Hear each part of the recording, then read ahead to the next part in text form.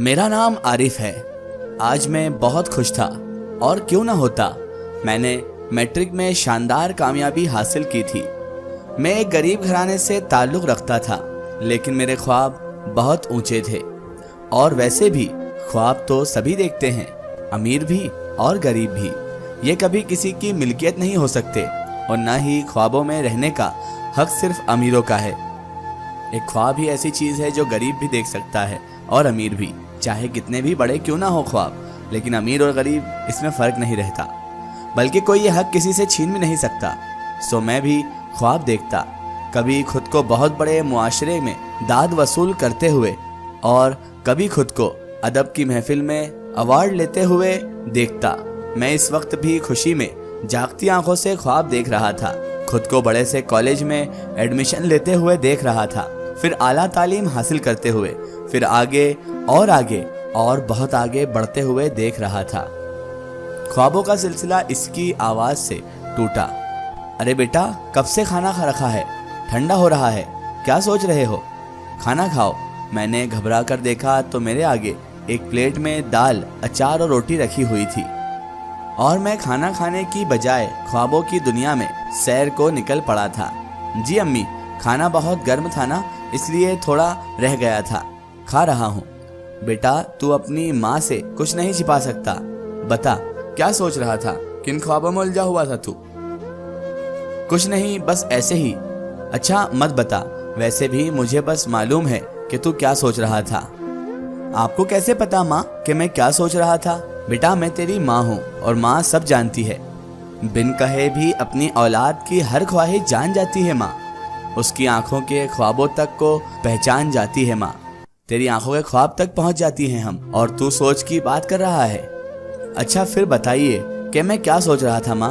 अम्मी ने लहजा भरा, यानी कि उन्होंने थोड़ी देर तक मेरी आंखों में देखा। मुझे लगा जैसे वह मेरे अंदर तक झांक रही हैं, मेरी आंखों से मेरे दिल का हाल पढ़ना चाह रही हैं।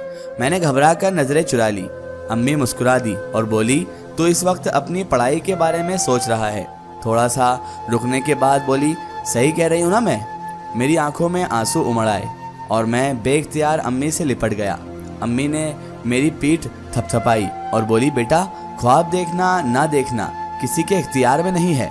ख्वाब तो हमारी ही मिल्कियत है, हाँ, लेकिन इन्हें पूरा करने के लिए जद्दोजहद करना इंसान के अपने हाथ में है। और मुझे पूरा यकीन है बेटा कि मेरा बेटा इस काबिल होगा कि वह अपने ख्वाबों को पूरा करने के लिए हर मुमकिन कोशिश करेगा। और देखना, इंशाअल्लाह एक दिन वह आएगा जब तुम्हारा ख्वाब ताबीर बनकर तुम्हारी आंखों के सामने होंगे, इंशाअल्लाह। इसी वक्त दरवाजे पर दस्तक हुई। मैंने जाकर दरवाज़ा खोला। अब्बू आए थे, कुछ शॉपर्स उनके हाथ में थे। मैं तजस्सुस से अपने अब्बू को देखने लगा, ना जाने इसमें क्या था। अब्बू चारपाई पर आकर बैठे। बड़ी बहन शाजिया ने अब्बू को पानी का गिलास थमा दिया। अब्बू ने गिलास खाली करके उसे वापस देते हुए मुझसे कहा, बेटा, तुम्हारा रिजल्ट क्या कैसा रहा? अब्बू, मेरी पहली पोजीशन आई है, मैं आज बहुत खुश हूँ। अब्बू सुनकर बहुत खुश हुए, मुझे गले लगा लिया, प्यार किया। अम्मी भी खुश हो चुकी थी, खुशी के आंसू बहाने लगी थी। तभी अब्बू ने मुझसे पूछा, बेटा, अब आगे कहाँ जाके पढ़ना है तुम्हें? अम्मी खाना लाई तो अब्बू बोले, मेरी समझ में नहीं आया कि क्या जवाब दूं।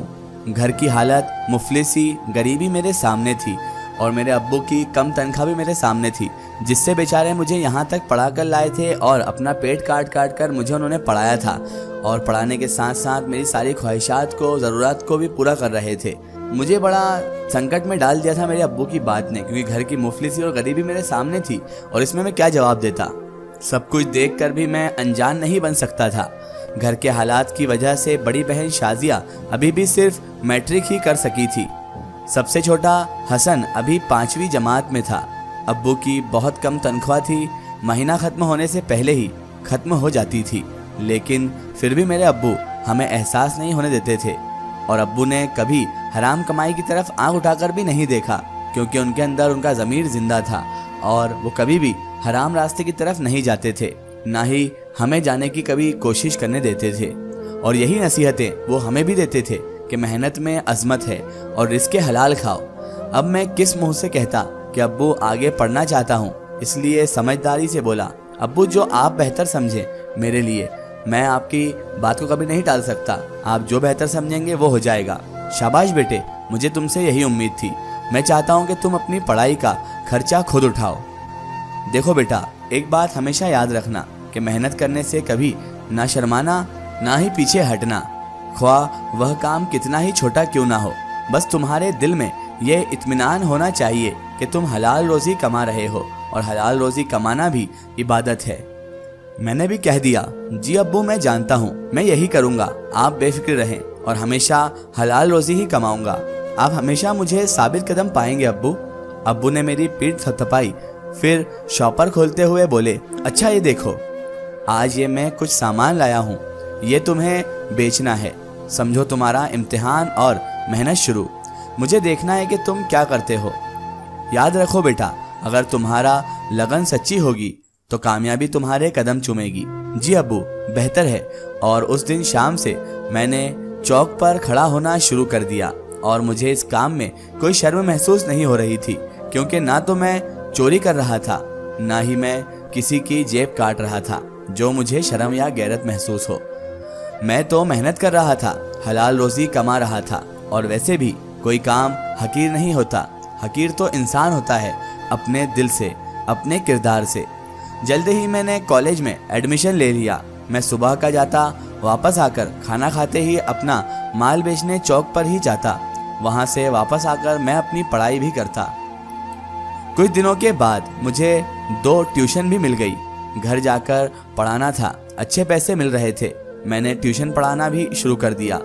इससे मैं मसरूफ़ तो बहुत हो गया, लेकिन मेरे अखराजात बआसानी पूरे होने लगे। एक दिन मैं चौक पर खड़ा माल बेच रहा था कि मेरे स्कूल टीचर सर हामिद मेरे पास चले आए। मैं उन्हें देखकर हक्का बक्का रह गया, लेकिन वह बिल्कुल नॉर्मल अंदाज में चलते हुए मेरे पास आए थे, इसलिए मुझे कोई अजीब बात नहीं लगी। और आकर मुझसे बोले, हाँ भाई आरिफ, मेहनत हो रही है। मैंने कहा, जी सर। तो इसमें शर्माने और घबराने की क्या बात है बेटा? अच्छा ये बताओ, पढ़ाई जारी है या फिर छोड़ दी? पढ़ाई तो जारी रखी हुई है ना तुमने? मैंने जवाब दिया, जी हाँ। और मैंने जवाबन उनको रूटीन बताई तो मेरी पीठ थपथपाते हुए वो बोले, वाह बेटा, इसी तरह मेहनत करो, इंशाअल्लाह बहुत आगे जाओगे। और हाँ, पढ़ाई की फिक्र मत करो, मैं इतना तो कर ही सकता हूँ कि अपने ब्रिलियंट स्टूडेंट को ट्यूशन दे दूँ। मगर सर, मैं हिचकिचाया कि मैं फीस कैसे भरूँगा। अरे यार, मैं तुम्हें अपना बेटा समझकर पढ़ाऊँगा, और अपने बच्चों से कोई फीस लेता है क्या? उन्होंने मेरे दिल की बात पढ़ ली तो मैं तशक्कुर से उन्हें देखने लगा।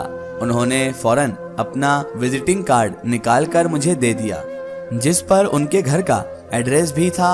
वह घर पर ट्यूशन थे। इसका एक स्टोरी हम देखेंगे इसके अगले पार्ट में।